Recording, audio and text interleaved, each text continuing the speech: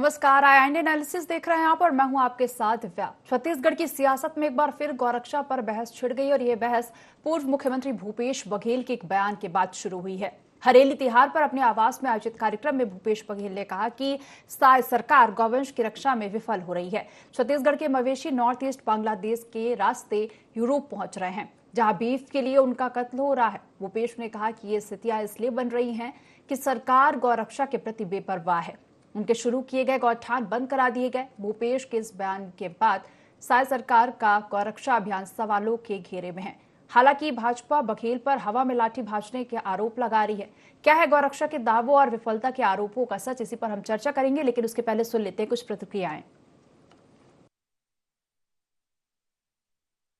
Border में चले जाइए, कैमरा लगा कर रख दीजिए, चाहे वो उड़ीसा बॉर्डर हो, चाहे महाराष्ट्र बॉर्डर हो, चाहे आंध्र तेलंगाना बॉर्डर हो, चाहे झारखंड का बॉर्डर हो, उन जगहों में आप कैमरा भर लगा कर रख लीजिएगा।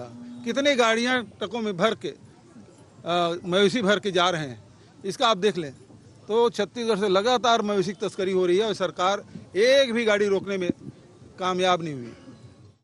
भूपेश जी अपने कार्यकाल का पन्ना पलट ले। गोठान की क्या हालत थी, प्रदेश के पंचायत को चारागाह बना दिया था कांग्रेस पार्टी के लिए। आज भी वहाँ के सरपंच इस बात के दुखी हैं कि गोठान का पैसा कहाँ गया। करोड़ों अरबों रुपए राजू मितान क्लब के नाम पर खर्च करके चले गए। खेल का बढ़ावा तो हुआ नहीं है, लेकिन कांग्रेस के नेताओं ने अपनी जेब जरूर भर ली और उसका जीता जागता उदाहरण मैंने विधानसभा के अंदर दिया। तो भूपेश के इस बयान के बाद साय सरकार का गौरक्षा अभियान सवालों के घेरे में है। वही भाजपा का कहना है कि भाजपा बघेल पर हवा में लाठी भाजने के आरोप लगा रही है। और क्या है गौरक्षा के दावों और विफलता के आरोपों का सच, इसी पर हम चर्चा करेंगे। हमारे साथ तीन खास मेहमान जुड़ गए हैं। अजय गंगवानी जी कांग्रेस प्रवक्ता हैं, के.एस. चौहान बीजेपी प्रवक्ता और गंगेश द्विवेदी जी वरिष्ठ पत्रकार। आप तीनों का ही बहुत बहुत स्वागत है। सबसे पहले के.एस. चौहान जी, मैं आपके पास ही आना चाहूंगी। कहा जा रहा है, भूपेश बघेल जी का कहना है कि छत्तीसगढ़ गौवंश विहीन हो जाएगी और छत्तीसगढ़ गौवंश तस्करी का हब बनता जा रहा है और गौठान बंद हो गए हैं, इसलिए ये हालात हो रहे हैं। दिव्या जी, 4,800 लगभग गौठानों में भारतीय जनता पार्टी के कार्यकर्ताओं ने वहां पर दबिश दी और चेक किया था, तो एक भी गौठान नॉर्म्स के हिसाब से, जो भूपेश बघेल जी के नॉर्म्स थे, उसमें एक भी गौठान नहीं पाया गया। और कुछ गौठान तो ऐसे पाए गए कि उसमें तुरंत मवेशी लाके छोड़े जाते हैं। तो ऐसा करके इन्होंने दिखाने की कोशिश की गई और सरकार का पैसा, सरकार इन द सेंस कि छत्तीसगढ़ के आम इंसान का पैसा इन्होंने बंदर बांटने वहां पर पैसा दिया और पैसा उड़ाया। तो ये थी इनकी गौठान की व्यवस्था। कई बार हमने देख चुके हैं कि क्या बोलते हैं, मवेशी मरते थे और उसके बाद एक्सीडेंट में लोग भी मरते थे। दूसरी बात, अभी हम आदरणीय भूपेश बघेल जी को सुन रहे थे और उन्होंने बोला कि आप वहां पर देख लीजिए तस्करी कितनी ज्यादा हो रही है, गौधन की तस्करी कितनी हो रही है। तो एक जवाबदार इंसान को, एक जनप्रतिनिधि को इस टाइप की उलूल जुलूल बातें, बिना सिर पैर की बातें और बिना फैक्ट की बातें नहीं करनी चाहिए। अगर ऐसा है तो पुलिस में आप रिपोर्ट दिखाइए। अगर आपके पास पुख्ता सबूत हैं तो आप खुद खड़े होके, नहीं हो सकते हैं तो आप पुलिस में रिपोर्ट दिखाइए, कोर्ट में जाइए, बिल्कुल जाइए और वहां पर जाके चैलेंज करिए कि हमने खुद देखा है, इस नंबर की गाड़ी, इस नंबर, पूरे फैक्ट के साथ आइएगा। आप एक भी गाड़ी का नंबर बताइए और वहां पर सबूत बताइए। एक भी फोटो और वीडियो तो निकाल सकते हो, फोटो और वीडियो गाड़ी के नंबर के साथ निकालिए और जाइए। और उसके बाद अगर पुलिसिंग कुछ नहीं करती है तो कोर्ट के रास्ते खुले हैं, सरकार भी करेगी, क्यों नहीं करेगी। तस्करी के मामले में तो भूपेश बघेल की सरकार नंबर 1 थी। तस्करी हमने देखा है कि कैसे गांजे की गाड़ियां आती, गांजे की गाड़ियां पकड़ाई हैं। इसलिए मैं आपके प्रसिद्ध चैनल पे इतने विश्वास के साथ, इतनी ठोक बजा के क्योंकि जब मैं फैक्ट की बात कर रहा हूं, जब मैं उनसे फैक्ट की बात कर रहा हूं, तो मैं भी फैक्ट के साथ होके उसके बाद आपसे बात करूं तो वो ज्यादा अच्छा रहेगा। कई तस्करी की गाड़ियां यहां पर पकड़ाई गई, क्या था? आपने तस्करी में रोक लगाई, आपने दिखा, उसके बाद बहुत ज्यादा हल्ला हुआ, सदन में हल्ला हुआ, सड़क में हल्ला हुआ, उसके बाद जाके एक दो गाड़ियां पकड़ाई जाती हैं, लेकिन पकड़ाई तो जाती हैं, ऐसा नहीं है कि नहीं पकड़ाई जाती है। तीसरी बात, अभी ये बोल रहे थे कि हमने गौधन की रक्षा नहीं कर रहे हैं, तो गौधन की रक्षा कौन करता है आपसे ज्यादा, और आपसे हमारे से पूछने की भी जरूरत नहीं है। हम बहुत अपना कर्तव्य बहुत अच्छे से जानते हैं कि अभी गौ अभ्यारण्य के नाम से हमने अपना अभियान भी चालू किया है, जिसमें बहुत ज्यादा अच्छा उसमें पशुधन का और गौधन का ख्याल रखा जाएगा, और इससे निश्चित रूप से बहुत पहले जो व्यवस्था सिर्फ बंदरबाट की थी, पैसा खाने की थी, वो अभी पूर्ण होगी, वो अभी न्याय मिल पाएगा। गौ माता का भी इन्होंने पैसा खाया और पता नहीं और किसका किसका खाया, तो ये व्यवस्थाएं सुधरेंगी। हम व्यवस्था में लगे हुए हैं, और इनका जो ये आरोप प्रत्यारोप का मामला है वो 2-4 महीने का और है। जैसी नगरीय निकाय खत्म होंगे उसके बाद भूपेश बघेल भी नहीं दिखने वाले हैं, इनके कोई मुद्दे भी नहीं दिखने वाले। चलिए अजय गंगवानी जी से प्रतिक्रिया ले लेते हैं। अजय गंगवानी जी, क्या कहेंगे? बीजेपी कह रही है कि हवा में लाठी चला रहे हैं, बिना तर्क और तथ्य की बात कर रहे हैं। वही अगर सरकार की बात की जाए तो सरकार दावा कर रही है कि कई प्रयास किए जा रहे हैं। हालांकि बात की जाए अभी गौ अभ्यारण्य की, और साथ ही गौ तस्करी को लेकर जो कानून लाए गए हैं, तमाम प्रयास है जो सरकार की तरफ से किए जा रहे हैं। दिव्या जी, थोड़ा सा मेरा निवेदन है, आपने एक संवेदनशील विषय पर डिबेट रखे, मुझे थोड़ा समय दीजिएगा जितना आपने चौहान जी को दिया। देखिए 4 से 5 चीजें महत्वपूर्ण, लगातार मेरे मित्र चौहान जी बड़े बड़े दावे कर रहे हैं। बहुत छोटा सा उदाहरण देता हूँ। नेशनल हाईवे के नजदीक में जो किरना गांव है, वहां पे 18 गायों को रौंद के हत्या कर दी जाती है। यहाँ विष्णुदेव साहब सरकार बैठ के तमाशा देखती है।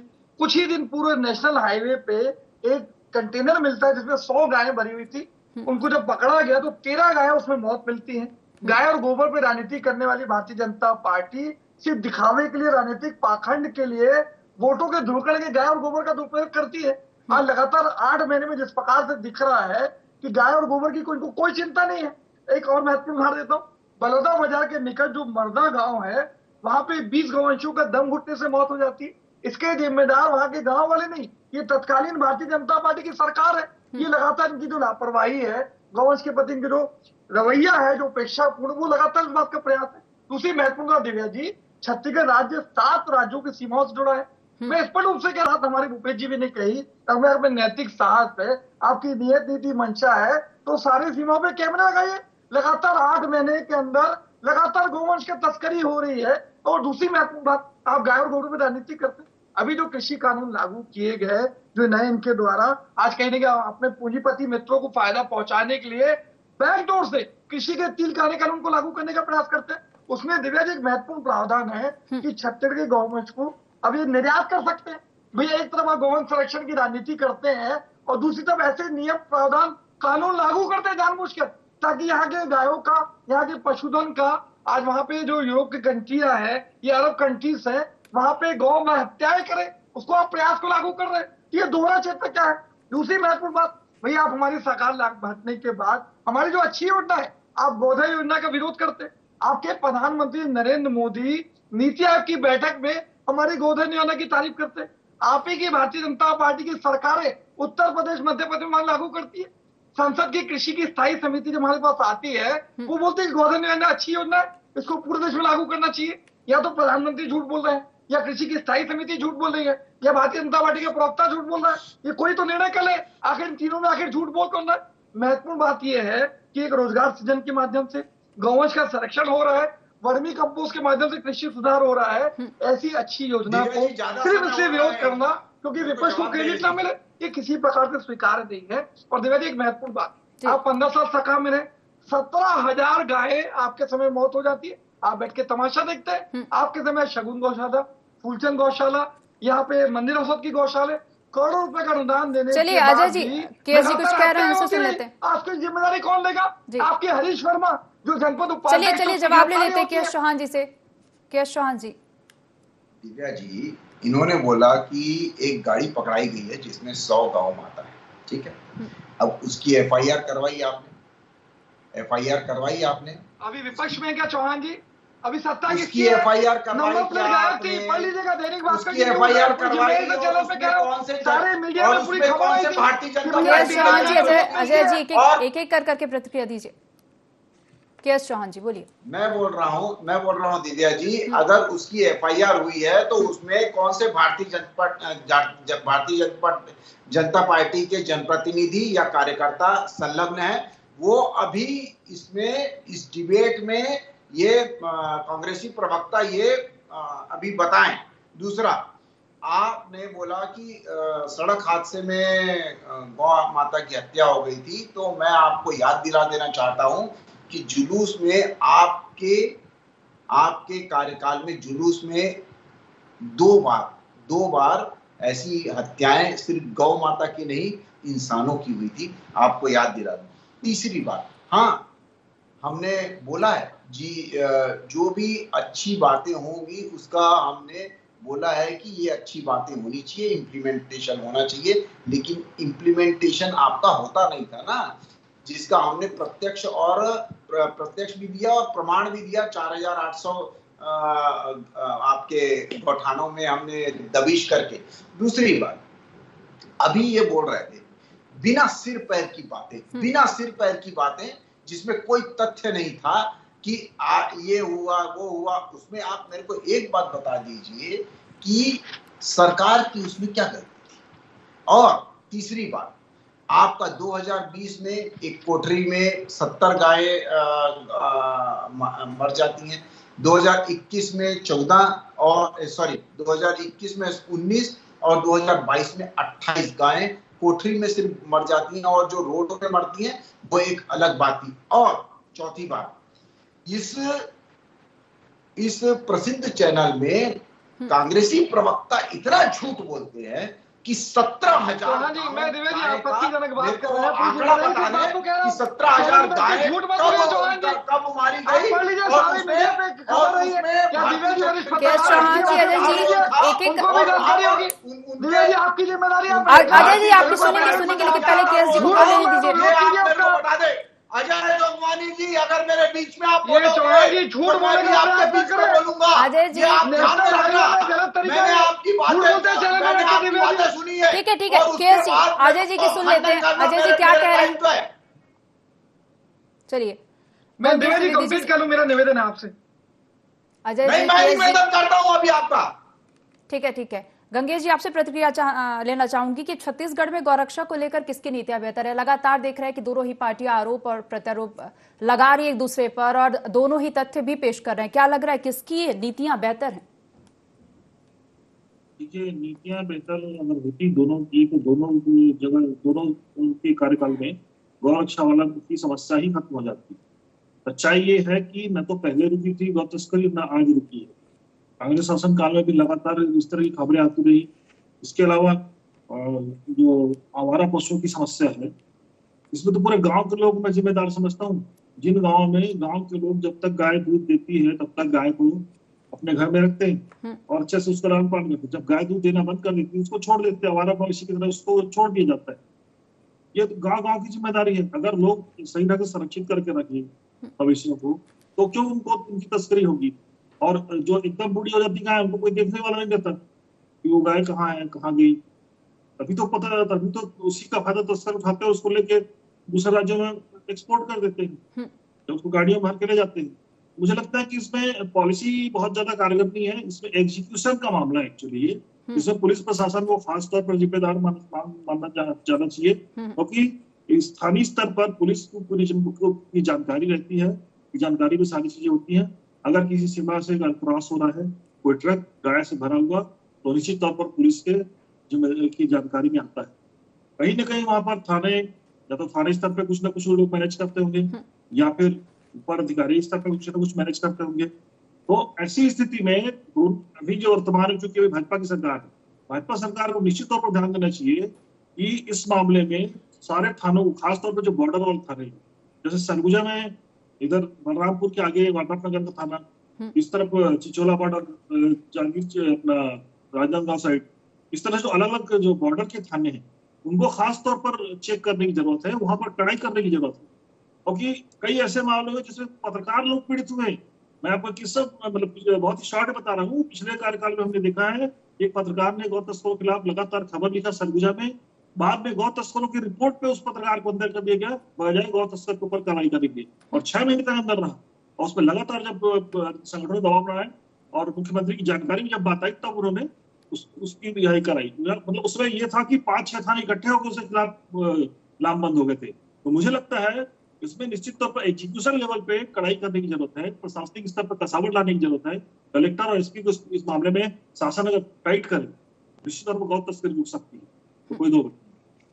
चलिए केएस जी से जवाब ले लेते हैं। केएस जी, अभी हाल ही में गंगेश जी का भी कहना है कि जो निराश्रित गौवंश हैं उन्हीं की तस्करी हो रही है। तो अगर यही पूछना चाहेंगे कि निराश्रित जो गौवंश हैं उनको लेकर भी योजना चलाई गई थी, गोधन न्याय योजना, गौठानों की अगर बात की जाए, और केंद्र सरकार ने भी इसकी सराहना की गई थी, उसको भी आपने बंद कर दिया। बात यह है कि प्लानिंग अच्छी थी, मैं उसकी सराहना मैं भी करता हूँ, आपके चैनल में करता हूँ दिव्या जी, लेकिन उसका इम्प्लीमेंटेशन भी तो होना चाहिए था। आप गौठानों में गए थे, कौन से गौठानों में गौधन पाया जाता था, आप ये देखिए ना। और सबसे मेन बात ये है कि आज तो हमारी पुलिसिंग अब बहुत अच्छी हो गई है। आप पिछले 5 सालों में देखते जिसका खामियाजा पूरे छत्तीसगढ़ ने भुगता है, पूरी छत्तीसगढ़ की जनता ने भुगता है, ये पुलिसिंग थी। और उसी का असर आया है कि आपको उखाड़ के फेंक दिया गया। और उसके बाद भारतीय जनता पार्टी की सरकार आई और बहुत अच्छा सुशासन चलने लग गया। उसका कारण है कि विधानसभा से आपको हमारे को लोकसभा में 76 विधानसभा सीटों में भारतीय जनता पार्टी को पहले से ज्यादा वोट मिलता है। ये हमारा काम है, ये हमारा सुशासन है। और इनको 2023 में उखाड़ के फेंक दिया गया, क्योंकि हर मामले में ये लोग असफल रहे। हर मामले में, ये तस्करी के मामले में ले लीजिए, और जुआ सट्टा खुद ही गिरा रहे थे। शराब की तस्करी ले लीजिए, या शराब अवैध रूप से बेचने की बात ले लीजिए, जुआ सट्टा, रेत खरान और भी बहुत सारी चीजें। तो ये सभी चीजें छत्तीसगढ़ की जनता भोली भाली जरूर है, लेकिन बेवकूफ नहीं है, वो जागरूक है और वो बहुत अच्छी तरह जानती है कि हमारे लिए क्या उचित है।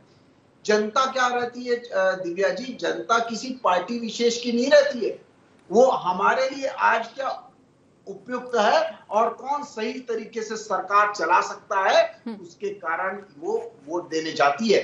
उसके माइंड में एक ही चीज रहती है कि हमारे को सुशासन कौन दे सकता है, और इनका कुशासन देखा हुआ है। और आज जो भी आरोप लग रहे हैं, अगर उसमें कोई सच्चाई है तो उसका एक प्रोसीजर है। आप पुलिस के पास जाइए, नहीं होता है आप कोर्ट में दाखिल करिए, उसका एक प्रोसीजर है। आपके नेता, चलिए ठीक है केएस जी, चलिए अजय जी से प्रतिक्रिया ले लेते हैं। अजय जी क्या कहेंगे? सदन में ऐसा क्यों नहीं बोला गया, सदन में ये केएस जी क्यों नहीं? अजय जी से जवाब ले लेते हैं। देखिए देवा जी, 4 से 5 बिंदु के साथ बोलना, इनकी बात हो गई मेरे हिसाब से। मैं शुरू करूं दिव्या जी? हाँ बोलिए। देखिए बहुत महत्वपूर्ण बात है कि संवेदनशील विषय पे डिबेट है। एक सबसे महत्वपूर्ण बात यह है दिव्या जी कि कहीं ना कहीं भारतीय जनता पार्टी राजनीतिक प्रतिद्वंदिता के चलते हमारे अच्छी योजनाओं को कहीं पूर्ववर्ती सरकार को क्रेडिट न मिल रहा है, जानबूझकर रोका छेका योजना, गोधन योजना, इनको जानबूझकर बंद कर रही है। राजनीतिक विरोध के चलते वो छत्र की जनता का हित कर रही है। ये लोकतंत्र में किसी प्रकार से स्वीकार्य नहीं है। जब तक गोधन योजना पे राजनीति करने का प्रयास करें, तो मैं 3 आंकड़े दे देता हूँ। हमने 128 लाख क्विंटल अपने गोबर खरीदा, कुल मिला के 542 करोड़ का भुगतान किया। गोबर तो 10,278 गौठाने हमने बनाए, जिसके माध्यम से गौवंश का संरक्षण हुआ, रोजगार का सृजन हुआ। केएस जी अजय जी की सुन लेते हैं ना। दूसरे गोबर मैंने शांति से बात सुनी, मेरा निवेदन है जी इनकी बात। मैंने सेकंड राउंड भी शांति से सुना, आपकी जिम्मेदारी है प्लीज। केएस जी अजय जी की सुन लेते हैं, बोलिए। देखिए मैं दिव्या जी 3 महत्वपूर्ण आंकड़े देना चाह रहा था। कुल गोबर हमारे खरीदी जो की गई 128 लाख क्विंटल, कुल मिला के 542 करोड़ का भुगतान किया। कुल हमारे द्वारा 10,278 गौठान संचालित की गई। 3,50,000 हमने जो जमीन थी एकड़ जो है वो हमने गौवंश के लिए वो संरक्षित की। तो ये लगातार हमने प्रयास किए। आप सरकार में आते ही रोका छेका गौठन को बंद कर देते। एक महत्वपूर्ण बात मैं स्पष्ट रूप से कहना चाह रहा हूँ कि ये गौवंश पे राजनीति करते हैं, गाय और गोबर पे राजनीति करते हैं। आखिर इलेक्टोरल बॉन्ड, आज स्टेट बैंक ऑफ इंडिया ने जो पूरा डिटेल पेश किया सुप्रीम कोर्ट के आदेश के बाद, स्पष्ट रूप से दिखता है कि बीफ बनाने वाली कंपनियों से भारतीय जनता पार्टी 50 करोड़ का चंदा लेती है, पहली बात। दूसरी बात, अगर गौवंश का दावा कर रहे हैं, गाय और गोबर पे राजनीति कर रहे हैं, तो आखिर कृषि कानून में परिवर्तन करके गाय और पशुधन को विदेशों में भेजने की नीति नियत क्यों बना रहे हैं? इसके पीछे आपकी मंशा क्या है? लेकिन अजय जी, अब साय सरकार पर आरोप लग रहे हैं, लेकिन हालात की अगर बात करें तो हालात आपकी सरकार में भी ठीक नहीं थे। आंकड़ों की बात करें, 646 मामले दर्ज हुए हैं। देखिए, 3 चीजें महत्वपूर्ण है। अभी आपको एक ताजा उदाहरण देता हूँ। भैया, अपराध तो इनके समय चरम पे है। अभी कुछ दिन पूर्व ही गाय के ऊपर चाकू मार के गाय की हत्या करने का प्रयास किया जाता है। इससे बड़ी शर्म की बात तो शायद के लिए नहीं हो सकती है। दूसरी महत्वपूर्ण बात है कि मैं आपको आंकड़े दे रहा हूँ ऑथेंटिक। 15 सालों में जब भारतीय जनता पार्टी सत्ता में आती है, लगातार गौवंश की हत्याएं होती है, गौ की तस्करियां होती है, क्योंकि गाय और गोबर इनके सिर्फ और सिर्फ राजनीति का विषय है। 17,000 गायें इनके 15 सालों में गायब हो जाती है। अभी 8 महीने शायद तक नहीं हुआ है। ये पूरी मीडिया चैनल पे खबर है कि 100 से ज्यादा गाय तस्करी करते हुए आज पकड़ाते हुए 6 मौत मिलती है। ये राजनीति करने का देख लीजिए दिव्या जी, आज इनका अजय जी, केएस जी, एक एक करके बोलिए। इसमें दखल है, ये आप मेरे को फैक्ट के साथ बताएं। देख लीजिए दिव्या जी, आपकी जिम्मेदारी है। एक एक करके प्रतिक्रिया दीजिए। 17,000 गाय कहाँ से आई, इनसे पूछिए।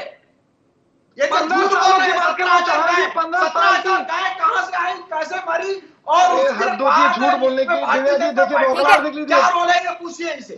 ठीक है, मैं कंप्लीट कर लेता हूँ। इनसे पूछिए। देखिए, 3 चीजें महत्वपूर्ण है। आप बीफ बनाने वाली कंपनियों से 50 करोड़ का चंदा लेते हैं, लगातार ऐसे कानून बनाते हैं जिससे गाय और पशुधन को निर्यात करके आज गौमांस के लिए उनकी हत्याएं की जा सके। ये वही भारतीय जनता पार्टी है, शगुन गौशाला, फूलचंद गौशाला, मंदिर असत्य गौशाला, करोड़ों रुपए का अनुदान खा के ये आज कहीं ना कहीं गौवंश की हत्याएं करते रहे। आज इनके जनपद उपाध्यक्ष अनिल शर्मा की गिरफ्तारी होती है। आज वो छत्र की जनता नहीं भूले। मेरा एक ही निवेदन है कि गाय और गोबर पे राजनीति करने के बजाय आप ऐसी एक ठोस रणनीति बनाएं। अजय जी, चलिए गंगेश जी से जवाब ले लेते हैं। गंगेश जी, क्या कहना चाहेंगे, गौहत्या रोकने के लिए कोई कड़ा कानून क्यों नहीं लाया जाता है? क्योंकि अगर हम लगातार देख रहे हैं 3 तलाक और नोटबंदी 370 जैसे तमाम कानून लाए गए हैं, तो गौरक्षा पर कोई कड़ा कानून क्यों नहीं लाया जा रहा है?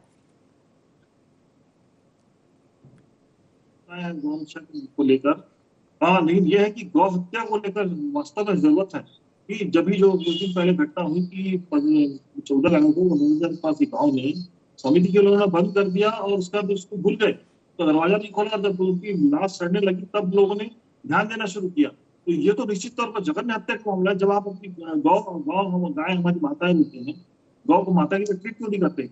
और अगर ऐसा है, और हम खासतौर पर सनातन धर्म में जब अपन मानते हैं इस बात को कि गाय को अगर माता के रूप में मानते हैं, तो निश्चित तौर पर उसको लेकर एक विशेष प्रावधान बनना चाहिए, कड़े कानून बनना चाहिए, ताकि इस तरह की घटना अगर कोई करना चाहे भी उससे पहले 50 बार सोचे कि अगर कहीं किसी गाय की हत्या हो जाती है या किसी गाय की कहीं पर लापरवाही से मौत हो जाती है, तो उसके लिए कड़े कानून बनाए जाने, तो सजा का प्रावधान करने की जरूरत है। जब तक ये प्रावधान नहीं होगा तब तक लोग इस तरह की लापरवाही करते रहेंगे। सबसे बड़ी दिक्कत ये है कि पिछले कार्यक्रम हमने देखा था कि जो मवेशी सड़क पे मरते हैं उनके वो बीमित होते हैं। उसमें एक रिपोर्ट ये भी है कि गांव वाले इसलिए भी छोड़ देते मवेशी को सड़कों पे कि मरेंगे तो बीमे का पैसा मिलेगा। इस तरह की अगर स्थिति बनेगी, अगर गाय को भी अन्य मवेशियों की तरह देखा जाएगा, तो निश्चित तौर पर ये इसको रोक पाना बहुत कठिन काम है। कोई सरकार इस काम को नहीं कर सकती। सरकार कड़े कदम लाके उसको एग्जीक्यूशन में लाएगी, उसके बाद ही कम से कम 1-2 ऐसे उदाहरण पेश करे सरकार, लोगों को सजा दिलाए, लोगों को इस मामले में इसमें जांच बैठाए और जांच करके कड़ी कार्रवाई करे, तब लोगों में थोड़ी जागरूकता आएगी। दूसरा, मैं ये सोचता हूँ कि ऐसा तो मुझे कहना नहीं चाहिए कि सनातन धर्म में शुरू से ये माना जाता है कि गाय को एक माँ के रूप में माना जाता है, गाय का दूध जो है माँ के दूध गुणकारी होता है। लेकिन अभी भी मुझे ये लगता है कि गाँव में जागरूक करने की जरूरत है लोगों को कि जो गाय है उनको आप ऐसे आवारा न छोड़े, नहीं तो उनको ले जाके स्लॉटर हाउस में उनका क्या असर होता है वो उनको उसके प्रति उनको जागरूक किया जाए। उसको लेकर भी सरकार को कुछ एक अभियान शुरू करना चाहिए। गौ सेवा आयोग है, गौ सेवा का गठन इसी पर्पज से हुआ है कि गाय का संरक्षण हो सके। गौ सेवा आयोग को इस मामले में व्यापक रूप से जागरूकता अभियान चलाना चाहिए और लोगों को गाँव-गाँव में जाकर इस बात की अपील करना चाहिए और अपने मवेशियों को आवारा ना छोड़े। उनको चारा देने तक की व्यवस्था है, चारा तक का पैसा लोग खा जा रहे हैं। 1 मिनट का समय दीजिए। ये क्या है? कहीं ना कहीं हमारा अपने अवमूल्यन हुआ है, हमारे जो नैतिक मूल्यों का अवमूल्यन का ये उदाहरण है। इसमें नए सिरे से लोगों को समझाने की जरूरत है। इन सब चीजों से बाहर जाए। गाय के हिस्से का जो चारा का पैसा आ रहा है उसको गाय के चारे में खर्च करें। अगर आप अपनी जेब से नहीं करें तब जो सरकार के उसको तो करें। तो ऐसी स्थिति में निश्चित तौर पर सरकार को जागरूक करने की जरूरत है लोगों को, और साथ दंडित करने की जरूरत है जो इस तरह की जघन्य कार्य करता है कि बड़े पैमाने पर अगर गायों की हत्या हो रही है या जिस तरह से लापरवाही 2000 में देखने की आई, और इस तरह के मामले में निश्चित तौर पर कड़ी कार्रवाई जब तक सरकार नहीं करेगी लोग नहीं चेतेंगे, ऐसा मेरा मानना है। चलिए केएस जी, अभी आपने एक बात कही थी कि प्लानिंग अच्छी थी, गौठान योजना वाली प्लानिंग अच्छी थी बट इम्प्लीमेंटेशन अच्छा नहीं हुआ, तो आप इस योजना को बंद करने की जगह पे इसे इम्प्लीमेंट क्यों नहीं किए? देखिए, सभी चीजें कागज में ही रह गई। इसमें कोई शक नहीं है कि कुछ प्लानिंग्स और कुछ जो नीतियां थी वो भूपेश सरकार की अच्छी थी, इसकी हम तारीफ करते हैं, बिल्कुल तारीफ करते हैं, लेकिन उसकी आड़ में वो चीजें की नहीं गई और दूसरी ही चीजें की गई। उसमें बंदरबांट चालू हो गया। अगर यही पैसा पूछ लीजिए, आरएसएस का प्रतिनिधिमंडल मुख्यमंत्री से मिलकर तारीफ करता है योजना की, उसका यहाँ पे राजनीति करते हैं चैनल पे बैठ। हम छत्तीसगढ़ के लिए बहुत ही ज्यादा अच्छा होता है। आरएसएस आपका शक्ति संगठन नहीं है, आप उसकी राय से सहमत नहीं है, वो कर रही है। आप सिर्फ और सिर्फ चैनल में बैठ के राजनीति कर रहे हैं कि गाय और गोबर पे वोटों की राजनीति नहीं होगा। बड़े कानून बनाइए कुछ। वरिष्ठ पत्रकार गंगे देवी जी भी कह रहे हैं कि भैया आप गाय गोबर की सुरक्षा के वजह उसके लिए बेहतर के लिए प्रयास कीजिए। जनता के आंखों में धूल झोंकी, जनता के पैसे को दुरुपयोग किया आपने, जनता के पैसे से आपने अपनी जेबें भरने चालू की, तो ये सभी चीजें आपने की। तो एक मिनट का समय दिया। चलिए, गुरेज नहीं है कि आपका क्या केएस जी, और भी इस टॉपिक पर और भी चर्चा हो सकती थी, फिलहाल समय की कमी होने के चलते इस चर्चा को यही रोकना चाहेंगे। आप तीनों ही मेहमानों का जुड़ने के लिए बहुत बहुत धन्यवाद। तो भूपेश के इस बयान के बाद शायद सरकार का गौरक्षा अभियान सवालों के घेरे में है, और हालांकि भाजपा बघेल पर हवा में लाठी भाजने के आरोप लगा रही है। तो फिलहाल देखने वाली बात होगी कि गौरक्षा पर यह तकरार कब तक चलती है। IND एनालिसिस में फिलहाल इतना ही। आप देखते रहिए IND 24। नमस्कार।